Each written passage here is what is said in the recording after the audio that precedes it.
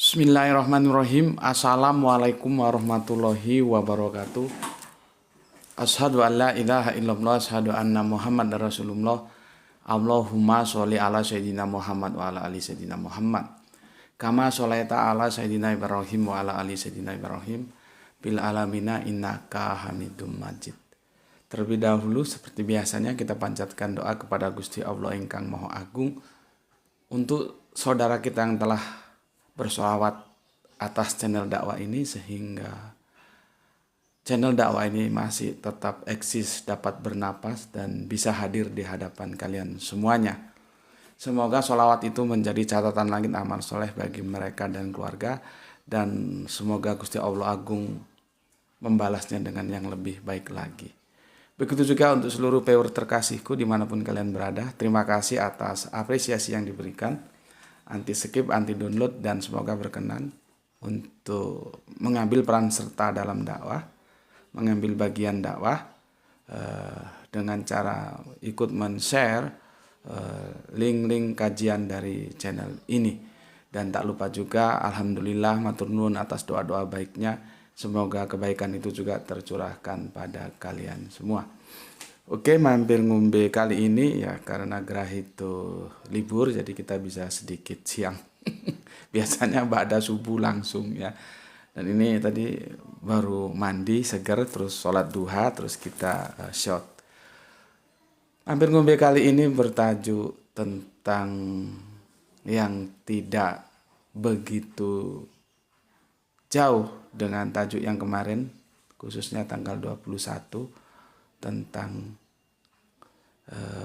Ibunda Kartini ya, dan sekarang tentang Bapak Kartononya.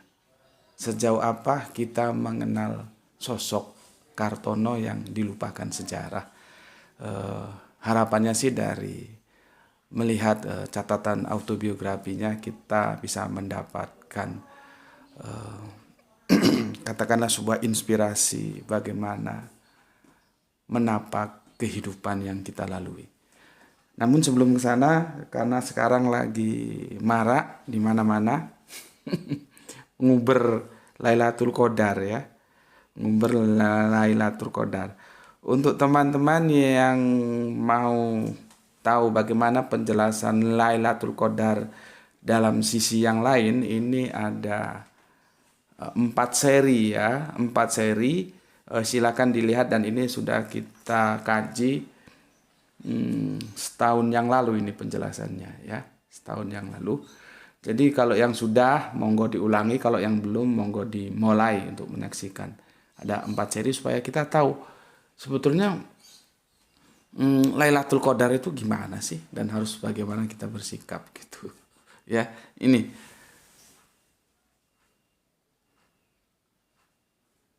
ya, ada 4 seri, nanti ketik aja Subandite Sukoco Lailatul Qadar yang lain gitu. Oke.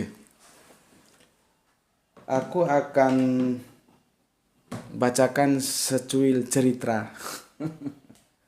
Aku juga sempat kaget dan aku baru dapat dari salah seorang teman yang men-share-nya ke aku, dan setelah aku baca baik ceritanya bisa kita ambil menjadi nasihat dalam kehidupan kita, maka tak pikir-pikir, wah karena cerita ini jarang diketahui publik, ya aku coba mengambil peran untuk ikut share atau mempublish sehingga kita tahu ya.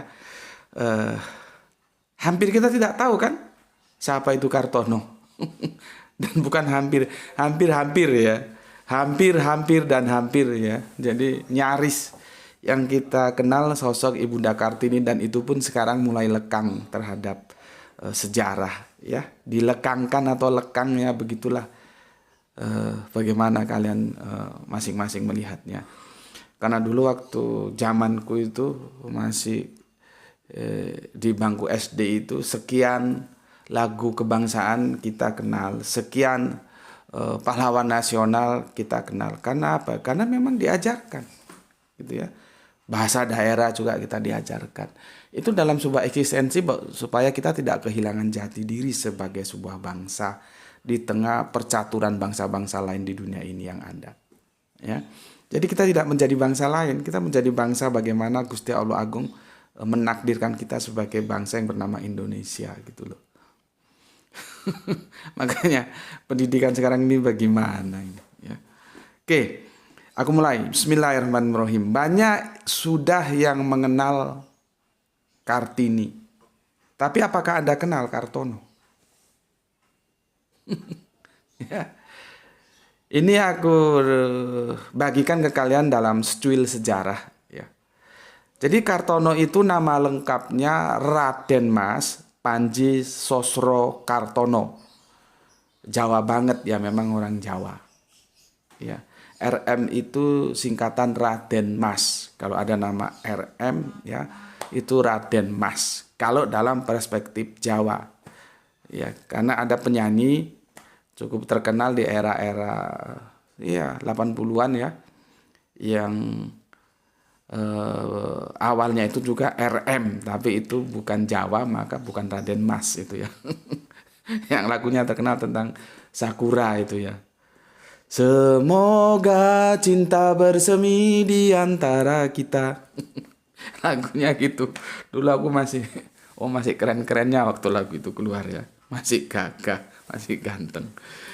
Oke, aku ulangi. Nama lengkapnya Raden Mas Panji Sosro Kartono. Lahir tahun 1877. Merupakan kakak kandung dari Raden Ayu Kartini. Jadi gelar bangsawan Jawa itu kalau laki itu Raden Mas, itu cowok. Kalau cewek itu RA, Raden Ayu.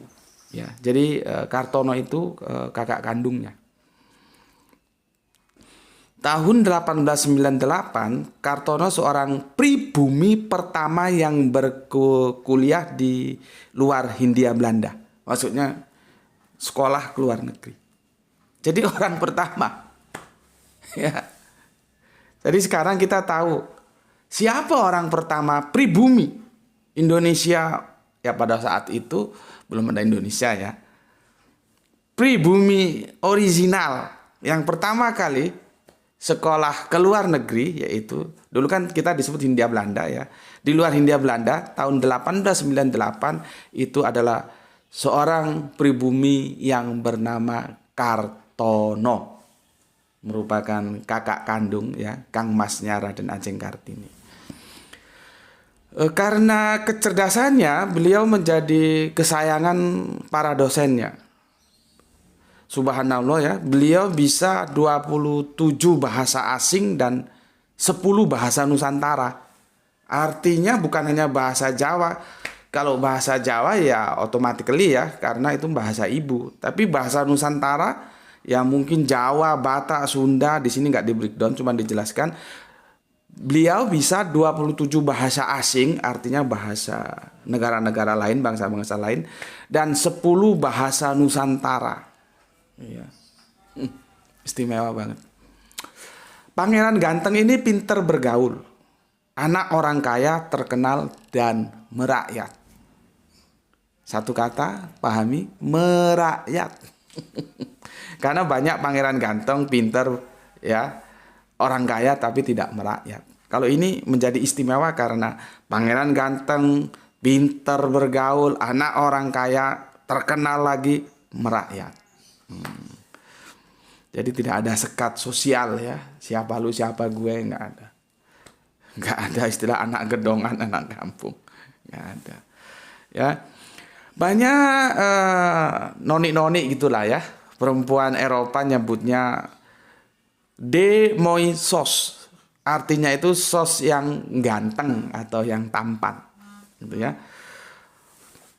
Bule Eropa dan Amerika menyebut beliau dengan hormat The Japanese Prince atau Pangeran Jawa, ya. Akan tetapi sesama pribumi, sesama orang kita gitu ya, memanggilnya cukup dengan Kartono saja. Sederhana banget ya, Kartono saja. Tahun 1917 beliau menjadi wartawan Perang Dunia Pertama koran Amerika yakni The New York Herald cabang Eropa. Jadi tahun 1917 beliau sudah berkecimpung dalam dunia pewartaan, ya. Beliau memandatkan artikel bahasa Prancis sejumlah 30 kata. Jadi dipadatkan, ya. Beliau memadatkan artikel bahasa Prancis sejumlah 30 kata dalam 4 bahasa. Coba itu. Jadi menguasai bahasa bangsa lain, ya. Ada yang Inggris, Spanyol, Rusia, dan Prancis. Sebagai wartawan perang, beliau diberi pangkat mayor oleh sekutu, ya, karena menjadi wartawannya sekutu, ya. Tapi menolak membawa senjata. Artinya ya pangkat pemberian, ya. Jadi seperti honoris causa gitu, ya. Orang dapat gelar doktor bukan berarti dia menuntut ilmu di situ, tapi karena ada prestasi sosial yang dia peroleh sehingga kampus memberinya gelar doktor, gitulah, ya. Termasuk ini, beliaunya bukan serdadu, wartawan, ya, tapi mendapat pangkat kehormatan mayor. Dan itu diterima, cuman ketika diberi senjata beliau menolak. Apa alasannya? Bagus sekali alasannya. Saya tidak menyerang orang. Oleh karena itu saya pun tidak akan diserang. Jadi apa perlunya membawa senjata? Kalau dalam perspektif Jawa, sopo tandur pasti nukul, gitu loh. Siapa yang menanam pasti tumbuh. Kamu menanam kebaikan akan tumbuh kebaikan. Kamu menanam keburukan maka akan tumbuh keburukan. Jadi dalam bahasa gampangnya, saya tidak pernah menyerang orang. Oleh karena itu saya pun tidak akan diserang. Jadi apa perlunya membawa senjata? Ya. Itu yang bisa ditarik ke dalam filosofi Jawa, tandur tinukul. Siapa yang menanam, ya, itu pasti tumbuh tanamannya. Atau kalau di dalam perjanjian lama itu ada tabur tuai. Ya. Beliau ahli diplomasi yang hebat. Ya, biasanya orang-orang jurnalistik itu memang pakar diplomasi. Salah satu contohnya adalah almarhum tokoh kita dari Sumatera Utara atau Barat, ya, tolong dikoreksi, Bapak Adam Malik yang pernah menduduki wakil presiden di negeri kita. Beliau itu jurnalistik dan itu diplomat ulung, ya. Berikutnya beliau sempat gemparkan Eropa, Amerika dengan artikelnya tentang perundingan Jerman dan Prancis yang rahasia serta sangat tertutup, yang diselenggarakan di dalam salah satu gerbong kereta api yang berhenti di tengah hutan, bahkan mendapat penjagaan yang super ketat dari semua wartawan yang sedang mencari informasi berita. Bayangkan, rundingannya di gerbong kereta api di tengah hutan dan dijaga. Artinya supaya nggak bocor beritanya. Ternyata Sang Kartono dari Indonesia mampu menembus dan bocor dan dia tahu beritanya. Kehebatan tersendiri itu bagi seorang wartawan memang begitu. Ya. Dan itu orang Indonesia loh, ya, bukan dari negara lain. Supaya kalian bangga sebagai bangsa Indonesia. Ternyata saudara kita ada yang punya kemampuan menyusup seperti itu, ya. Ternyata koran New York Herald telah memuat hasil perundingan tersebut. Jadi semua koran-koran tidak memuat, ya. New York Herald itu memuat hasil perundingan berkat menyusupnya seorang wartawan dari negeri kita yang namanya Kartono. Sementara wartawan-wartawan lain tidak mampu menembus. Oke. Tahun 1919 beliau jadi penterjemah tunggal di dulu Liga Bangsa-Bangsa, sekarang PBB, ya.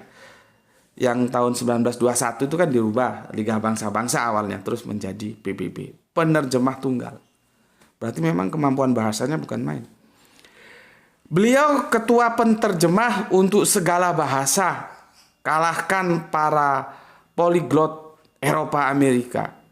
Coba. Tingkat dunia ini. Translator tingkat dunia. Ya. Kemudian tahun 1925 Pangeran Sos pulang ke tanah air. Ya. Kemudian Ki Hajar Dewantoro gitu ya, kalau bahasa Indonesianya Ki. Ki itu panggilan sesepuh ya, kehormatan ya. Ki Hajar Dewantoro atau Ki Hajar Dewantara mengangkatnya sebagai kepala sekolah menengah di Bandung. Ya, jadi sekolah ke barat, jadi wartawan, pulang ke negerinya, jadi penerjemah juga ya. Pulang ke negerinya, ketemu Ki Hajar Dewantoro, diangkat menjadi kepala sekolah. Ya. Kepala sekolah. Jadi mantap juga.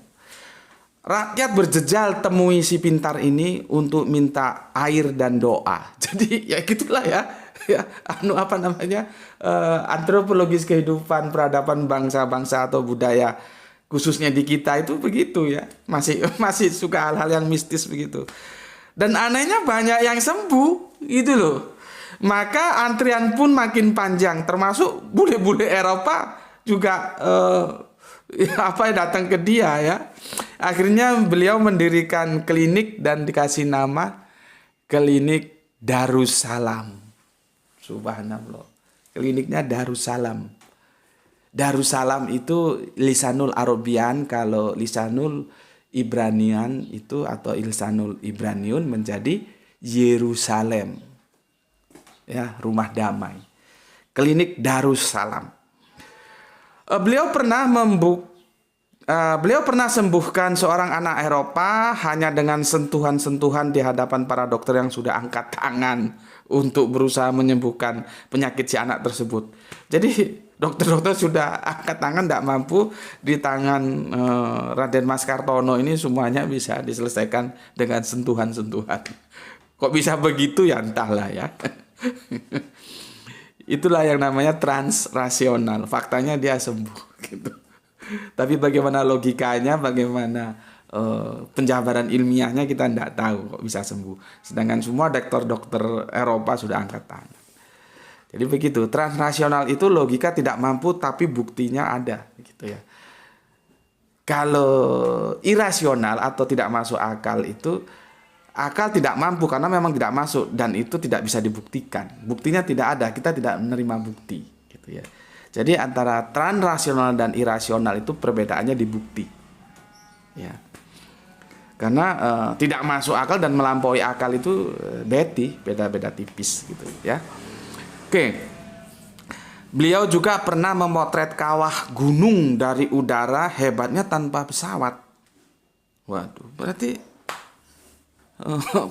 ya mungkin pakar, kalau wartawan itu kan foto memoto juga tidak asing bagi mereka ya.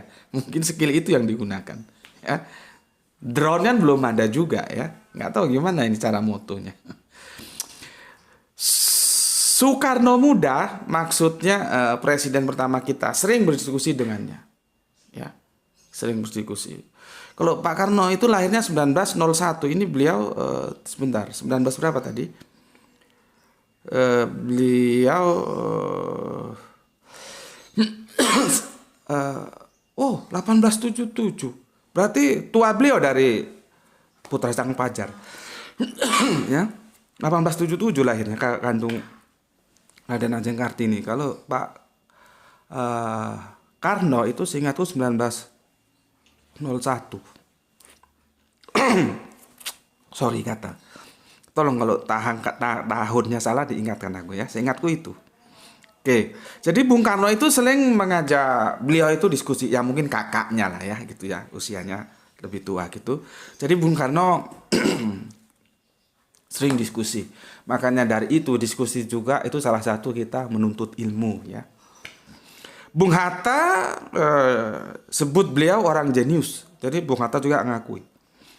Di rumahnya itu berkibar bendera merah putih ya. Dan anehnya Belanda, Jepang, dan sekutu seolah-olah nggak peduli. Jadi dibiarin aja di rumahnya Pak Kartono ini ada bendera merah putih berkibar, itu dibiarin saja. Mungkin mereka takut, lu macam-macam kalau sakit nanti nggak bisa diobatin, dia nggak mau obatin lu. Mungkin gitu kira-kira ya. Jadi benderanya dibiarin aja berkibar. Kemudian tahun 1951 ya, beliau wafat di Bandung dan dikebumikan di makam Sidomukti, Desa Kaliputu, Kudus. Jadi makamnya di Kudus meskipun wafatnya di Bandung ya. Jawa Tengah ya. Di samping makam kedua orang tuanya, Nyai Ngasirah dan Raden Mas A. Aku kurang tahu A-nya apa ya. Ini ada RMA, bukan hanya sekedar RM tapi RMA Sosroningrat. Tolong yang tahu aku kasih tahu ya. Ditulis di komentar supaya teman-teman lain juga tahu. Biasanya kalau tadi kan RM Raden Mas, ini bapaknya ada A-nya, jadi RMA Sosroningrat gitu ya. Beliau meninggal dalam kondisi tidak punya apa-apa. Beliau meninggal dalam kondisi tidak punya apa-apa. Beliau meninggal dalam kondisi tidak punya apa-apa. Begitu sederhananya. Jadi tokoh-tokoh kita itu sangat sederhana banget. Bung Hatta juga nanti biografinya kalau memang ada waktu dan itu perlu bisa kita unggah, itu sederhana banget. Ya. Jadi beliau meninggal tidak punya apa-apa. Rumah pun beliaunya menyewa. Padahal sebagai putra bangsawan, cendekiawan, ia bisa hidup mewah. Tapi itu tidak dia ambil. Ya. Aku jadi ingat beberapa waktu yang lalu lihat di sebuah wawancara antara Mas rocker kita, gitaris terkenal kita, Mas Ian Antono dan Mas Dewa Bujana ya. Dan ternyata aku sempat kaget ya. Itu orang-orang pakar dalam bidangnya ya, pakar gitar semua, gitaris semua. Ternyata Mas Ian tuh dari daerah sini Malang ya. Ternyata Mas Ian itu baru punya rumah itu di era-era kekinian. Jadi dulu ngontrak terus ya. Bayangkan, sampai aku sendiri hampir nggak percaya orang yang sepopuler itu, lagunya banyak meledak, banyak artis diorbitkan dan berhasil ya disegani dalam dunia musik khususnya rock ya. Meskipun dia juga pernah mengaransemen lagu dalam perspektif dangdut, tapi tetap aja nuansanya rock, yaitu Zakia. Makanya aku ketika mendengar lagu Zakia itu terpesona ya. Dan di syairan itu ada diksi terpesona juga ya. Karena apa? Itu yang mengubah seorang Ian Antono yang notabene Kristen, rockers, ya dia nggak tahu Katolik atau Protestan ya. Tapi dia bisa mengunggah sebuah karya lagu Zakia dalam perspektif gurun pasir yaitu Arab. Bukan istimewa banget itu. Meskipun aku kadang-kadang bertanya, apakah Mas Ian itu tahu apa artinya Zakia? Karena apa? Ibunda Maryam itu Zakiyah. Kenapa beliau terpilih menjadi wanita terhormat? Sampai namanya pun tertulis di dalam kitab suci Al-Quran, kitab suci kita. Karena dia adalah sosok Zakiyah. Maka berbahagialah apabila engkau memiliki Zakiyah. Tapi aku tidak tahu apakah kalian juga tahu apa arti Zakiyah itu ya. Kalau belum tahu coba nikmati dulu lagunya Zakiyah, ketik di YouTube nanti keluar. Itu dangdut itu. Tapi tetap aja nggak bisa kecolongan. Jiwa-jiwa rokesnya seorang Antono hadir di situ ya. Oke. Dan dia punya rumah baru kekinian. Dulu nggak punya rumah. Jadi hampir senasib dong, sampai sekarang ngontrak. Oke, kita lanjut lagi ya. Orang-orang tidak temukan pusaka dan jimat di rumahnya. Maksudnya di rumahnya Raden Mas Kartono ini. Hartanya hanya selembar kain bersulam huruf alif. Jadi memang ada teman-temanku yang ikut thorikoh itu dia sudah mempersiapkan kain kafannya dan itu disimpan bagus. Jadi sewaktu-waktu dia meninggal itu kain kafan itu sudah ready gitu. Aku punya teman mereka ikut dalam satu kelompok thorikoh. Aku kadang-kadang terpesona juga. Oh begitu ya. Setidaknya apabila kita masuk kamar setelah mandi mau ganti pakaian, itu kain kafannya kan ditaruh di lemari. Kita melihat kain kafan. Kalau kita melihat kain kafan, kita akan ingat kematian. Dan Kanjeng Nabi mengingatkan kita, orang yang cerdas itu adalah orang yang ingat akan mati. Itu pesan Kanjeng Nabi kita. Jadi kalau lu mati, semua duniawi ini nggak lu bawa. Kecuali amal soleh. Itu pun harus dengan niat yang ikhlas. Kapan-kapan kita diskusi tentang niat. Jadi percuma lu tumpuk-tumpuk tapi lu tidak gunakan sebagai infak. Lu tahu kan infak, gue kan sudah ajarin lu infak. Belanjakan dia di jalan-jalan Allah yang Allah berkenan atasnya. Sehingga kau bisa bawa mati itu hartamu. Jadi Kanjeng Nabi sudah berpesan untuk kita, orang yang cerdas itu orang yang ingat mati. Ya. Jadi ya nggak salah sih dan benar sekali kalau sampai bule-bule Belanda, dosennya, noni-noni Belanda, teman-temannya mengakui bahwa sosok Kartini orang cerdas. Cerdas dia, dan Kanjeng Nabi mengatakan orang yang ingat mati itulah orang cerdas. Di sini terbukti hartanya hanya selembar kain bersulam huruf alif. Bayangkan, padahal dia punya kesempatan untuk memiliki segalanya. Jadi ketika dia wafat, orang-orang tidak temukan pusaka dan jimat-jimat di rumahnya, nggak ada. Hartanya hanya selembar kain bersulam huruf alif. Ya, kain. Aku jadi ingat seperti aku bilang tadi. Itu teman-temanku yang ikut Toriko itu mereka sudah beli kain kafan, padahal masih sehat-sehat. Sudah beli kain kafan. Aku pikir ya ada bagusnya juga ya. Maka kalau kalian merasa itu bagus, beli kain kafan untuk kematian. Dan itu sudah kamu persiapkan. Ya. Yang aku herannya kenapa kain itu bersuram huruf alif. Ini yang misteri. Yang aku tidak bisa jelaskan. Ya. Aku hanya bisa jelaskan seperti yang pernah aku jelaskan dahulu. Alif itu huruf awal. Dan kita mengenal bahasa itu awalnya dari Allah. Mengenal huruf ya dari Allah. Maka dia disebut huruf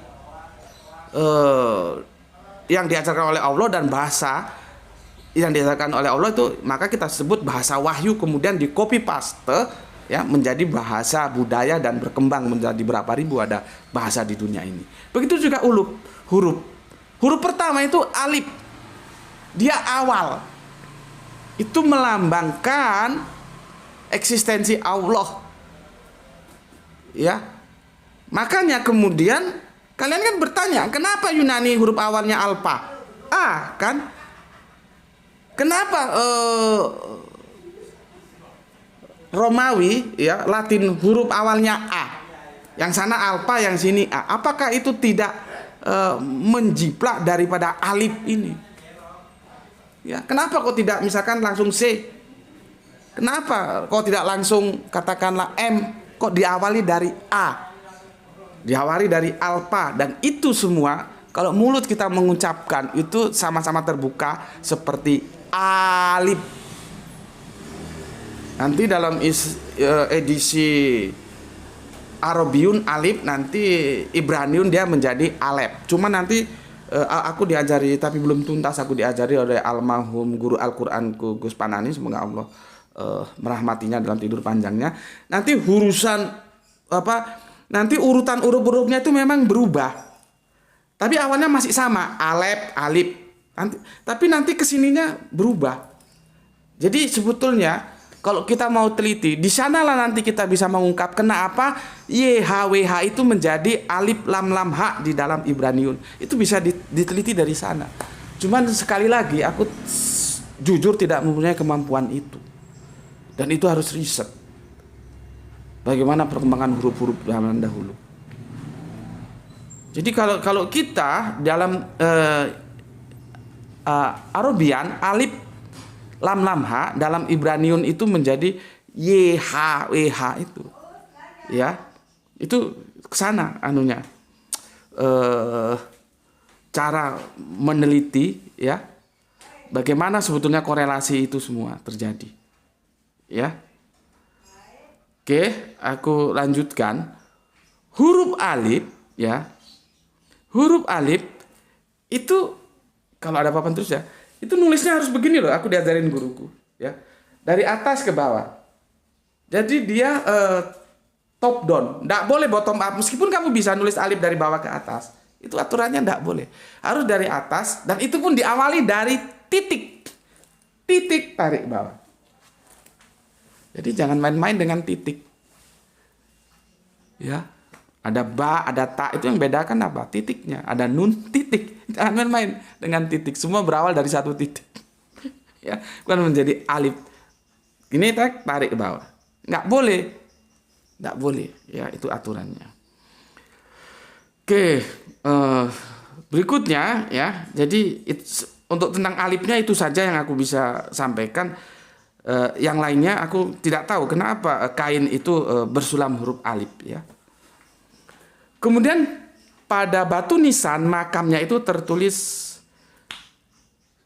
falsafat Jawa sugih tanpa bondo digdaya tanpa aji-aji.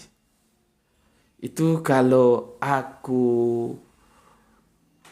translatekan, sorry kalau salah, nanti teman-teman yang lebih ngerti tolong ditranslate. Sugih tanpa bondo itu kaya tanpa harta. Digdaya tanpa aji-aji itu digdaya itu kekuatan tanpa mantra-mantra, kira-kira begitulah ya. Sorry kalau kurang tepat, nanti mungkin ada peor yang lebih canggih menerjemahkannya ke dalam bahasa Indonesia, monggo tolong dibantu ya. Jadi di batu nisannya tertulis sugih tanpa bondo digdaya tanpa aji-aji. Seperti tadi beliau seorang wartawan hebat ya, tapi PWI tidak pernah singgung namanya. Dalam dunia pendidikan juga namanya tidak tercantum. Ya, tidak tercantum. Tapi kan catatan langit itu tidak pernah berubah ya.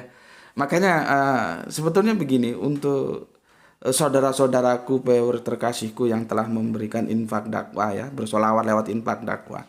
Itu kenapa sih aku selalu mengucapkan terima kasih? Pertama, memang aku tidak bisa melupakan jasa orang yang pernah berbuat baik, pernah menolong ya.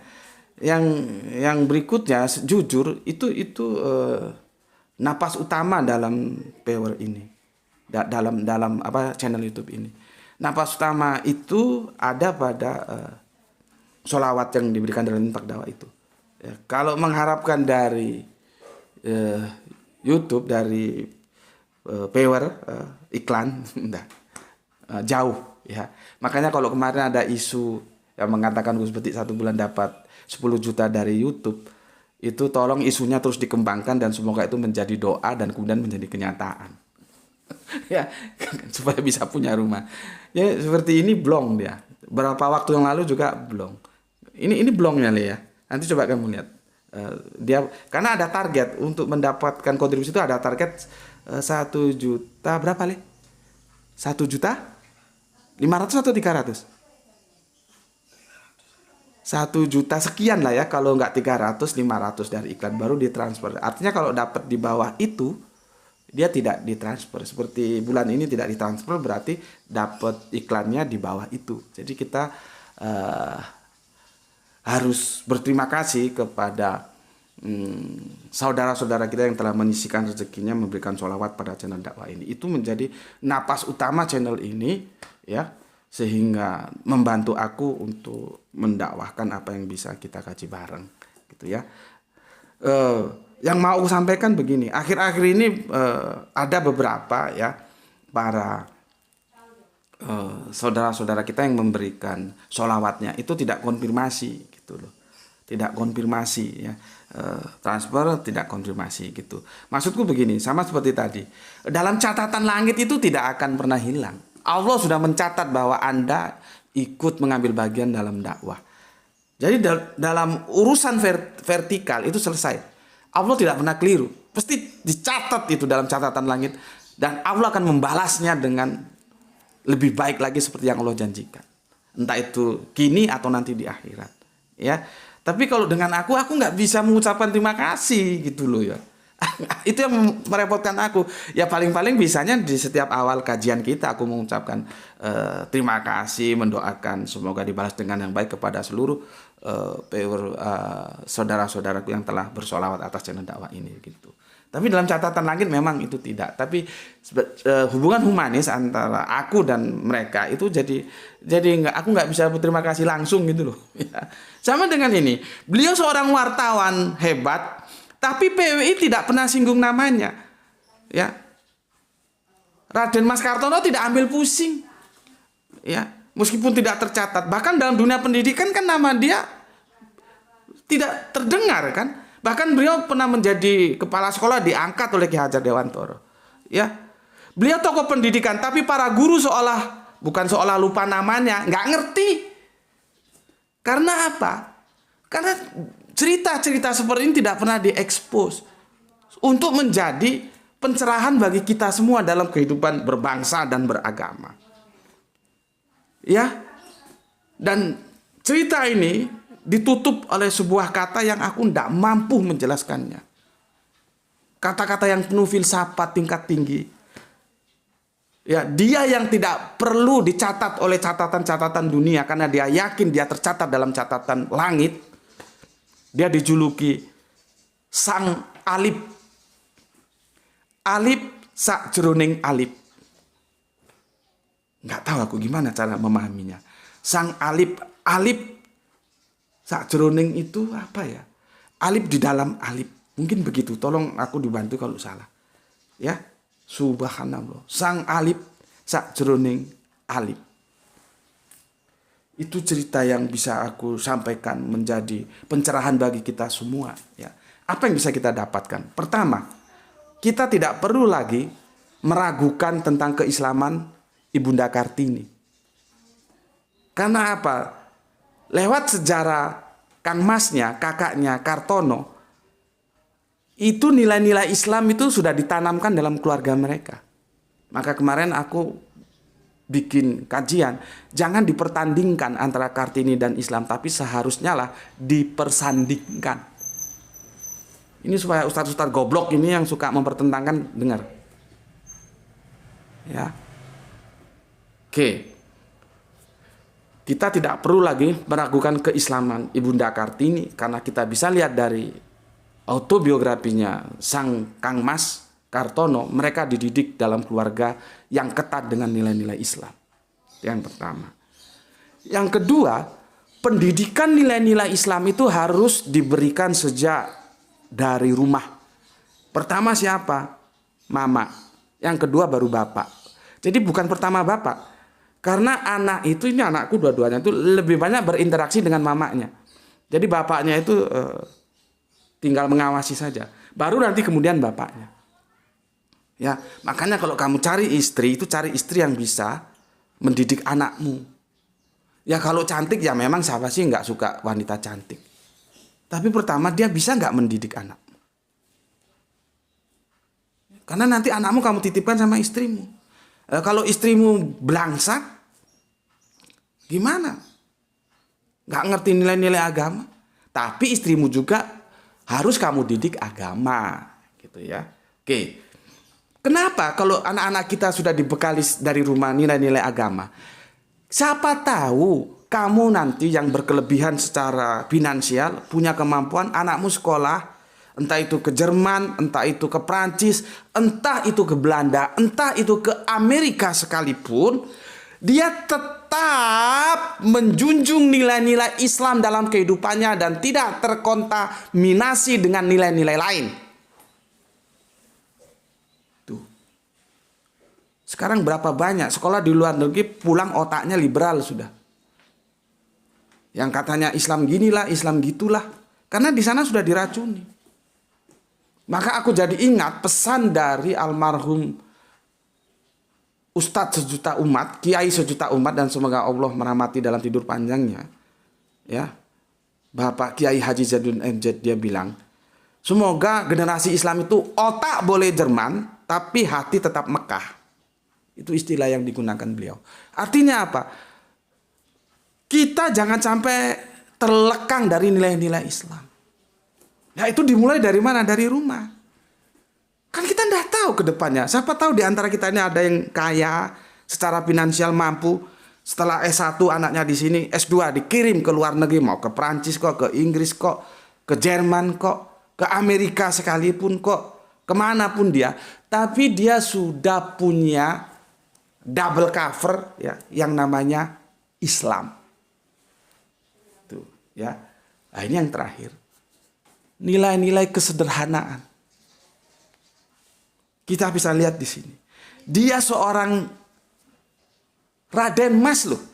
Dalam strata kultur Jawa, Raden Mas itu kalian sudah bisa bayangkan. Terkenal, pinter, bangsawan, ningrat, tapi hidup sederhana. Ketika dia wafat, yang tertinggal hanya kain yang bersulamkan huruf alif. Tidak ada yang lain. Padahal kalau dia mau, dia bisa hidup mewah. Tapi dia tidak mau. Ya, jadi kesederhanaan itu semoga menginspirasi kita sehingga kita hidup dalam filosofi I need, no I want. Karena beda. I need dan I want itu beda. Kebutuhan itu beda dengan keinginan. Kebutuhan itu insya Allah kalau butuhnya sudah terpenuhi sudah. Tapi kalau keinginan itu tidak pernah mencapai titik henti. Kalau sudah 1, 2, kalau sudah 2, 3, kalau sudah 3 minta sekian periode lagi. Itu manusiawi. Maka kalau kemarin ada gonjang-ganjing minta 3 periode, itu manusiawi ya begitu itu.